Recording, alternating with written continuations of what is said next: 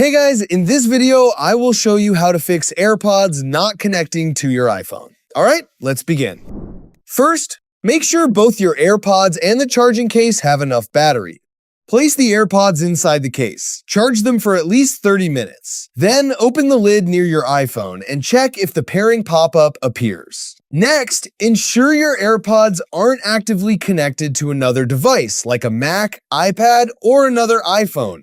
Then open Settings, Bluetooth, and disconnect any unnecessary Bluetooth devices that could interfere with the connection. If the issue continues, turn airplane mode on for a few seconds, then turn it off. After that, disable Bluetooth, wait a moment, and enable it again to refresh the wireless connection.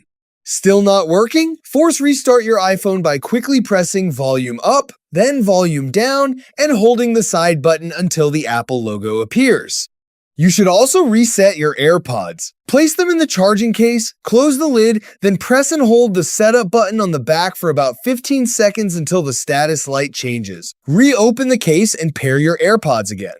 If the problem persists, go to Settings, General, Transfer, or Reset iPhone, Reset Network Settings.